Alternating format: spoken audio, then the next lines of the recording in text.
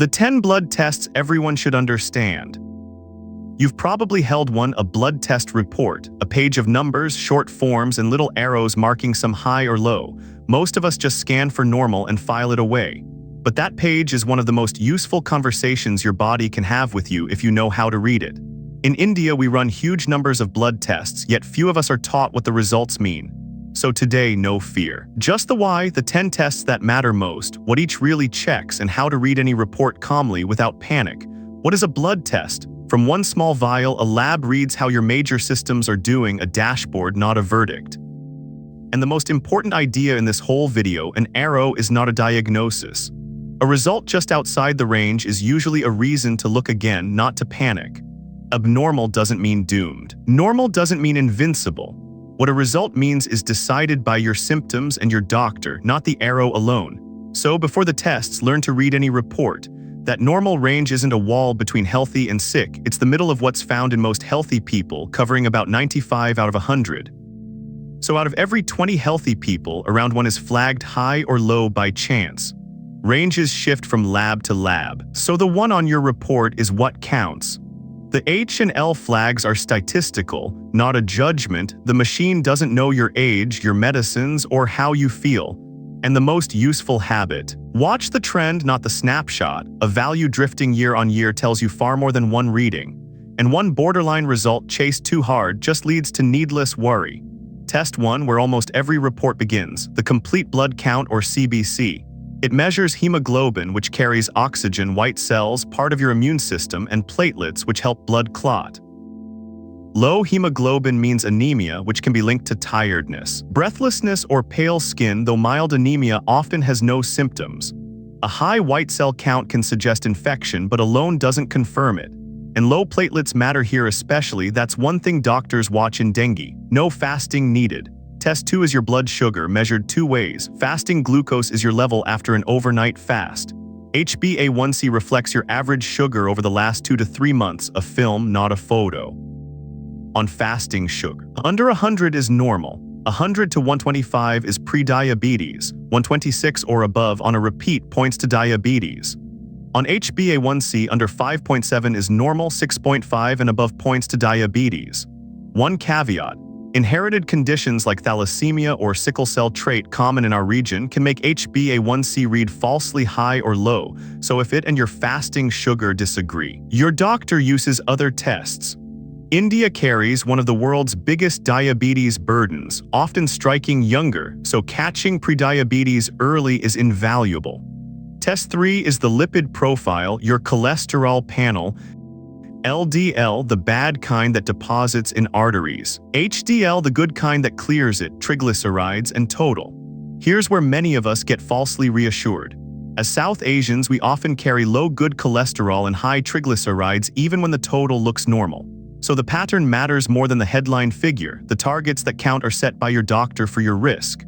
There's also an inherited particle, lipoprotein, worth testing once in life, high in about 1 in 4 South Asians, and not lowered by the usual tablets or lifestyle. Ideally, test this fasting, especially if your triglycerides run high. Test 4 is the thyroid, usually one value called TSH, and it works backwards. A high TSH usually means an underactive thyroid, a low TSH an overactive one. An underactive thyroid can be linked to tiredness, weight gain, feeling cold, or low mood, vague signs, which is why the test helps. It matters especially for women in India, several times more likely than men to have a thyroid problem. And a mildly raised TSH alone is very common and often just watched, not medicated. Whether to treat is your doctor's call, confirmed with a follow-up hormone test. Test 5 is the liver function test, or LFT, mainly 2 enzymes, ALT and AST, that leak into the blood when liver cells are stressed. Alcohol, fatty liver, and certain medicines are the most common reasons they climb. A mild rise is very common and not automatically alarming. The big India story: fatty liver is now the country's most common liver condition, by some estimates 1 in 3 adults, and closer to 2 in 3 among people with diabetes. The catch: a normal liver test does not rule out fatty liver. A large share of people with it on a scan have normal enzymes. So read this one alongside your weight, sugar, and waist, never in isolation. Test 6 checks your kidneys, usually creatinine, and a calculated number eGFR that estimates how well they're filtering. eGFR is more useful because creatinine alone can mislead. A muscular person runs higher, while a frail older person can look normal yet filter poorly. Kidney disease is famously silent. You can lose a lot of function with few symptoms, and creatinine tends to rise only relatively late. In India, around 1 in 7 adults has some chronic kidney disease driven mostly by diabetes than high blood pressure. So if you have either, ask about a simple urine test for protein called ACR. It turns abnormal much earlier, long before creatinine moves. Let's pause halfway. The heart of this channel, no fear, just the why. None of these tests exist to frighten you, each is a chance to catch something early while it's still easy to change. A blood test can't make you unwell, it just tells you the truth a little sooner, so test, don't guess. Test 7 is vitamin D. Despite all our sunshine, low vitamin D levels are common between half and 4/5 of us. The test measures your stored reserve. Low levels are linked to weaker bones, more infections, and tiredness. They're also associated with low mood, though whether topping it up lifts mood is still uncertain. But the careful part, with vitamin D, both too little and too much can harm you. High-dose supplements on your own, sold freely here, can push your blood calcium too high and harm your kidneys. So the rule is simple: test first, then let a doctor decide the dose. Test 8 is vitamin B12. Special attention in India, because so much of the country eats vegetarian and B12 comes almost entirely from animal foods. Low B12 is linked to fatigue, tingling or numbness, balance trouble, brain fog, low mood, and a sore, smooth tongue. And catch it early. Nerve symptoms can begin while the blood count still looks normal, and once nerve damage sets in, recovery can be slow and sometimes incomplete. 2 notes. Long-term metformin for diabetes is linked to lower B12, so check it now and then. And folic acid can tidy up the blood picture while a B12 problem quietly continues underneath. So a careful doctor checks both together before any supplement. And about half of Indian adults show low B12 on a test, but a low number isn't the same as illness. Test 9 is your iron status, best marked by ferritin, your iron stores. It travels with the blood count. Low hemoglobin plus small red cells plus low ferritin points clearly to iron deficiency, the most common reason behind India's huge anemia burden, with more than half of women and about 1 in 3 men anemic. But ferritin has a trap. It rises with any infection or inflammation, so a normal or even high ferritin doesn't rule out iron deficiency if your hemoglobin is low. That's why it's read with the rest of the count, never alone. Test 10 is uric acid, a waste product that when high can crystallize in the joints as gout or in the kidneys as stones. It often travels with weight, sugar, and blood pressure and is rising in urban India on sugary drinks, alcohol, and rich, meaty meals.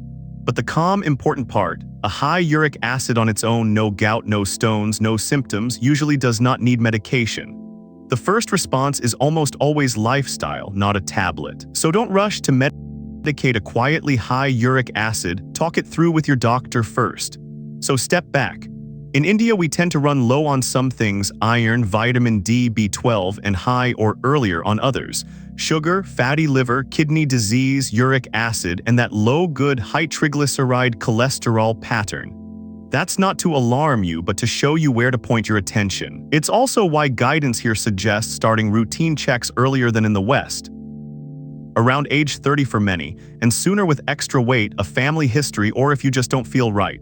So who should get these done and how often? There's no single rule, it's a conversation with your doctor, shaped by your age, symptoms, family history, and risk. And how often you repeat them depends on those and on your previous results, not a fixed calendar. Don't overtest out of anxiety or avoid it out of fear. Aim for the right tests. Read in the right context. If you'd like all 10 on one simple page, what each checks, the numbers worth knowing, and which need fasting, comment the word honest, and we'll send you our free blood tests cheat sheet. We make health make sense. Or avoid it out of fear. Aim for the right tests. Read in the right context. If you'd like all 10 on one simple page, what each checks, the numbers worth knowing, and which need fasting, comment the word honest, and we'll send you our free blood tests cheat sheet. We make health make sense. One important note. This is general information, not medical advice.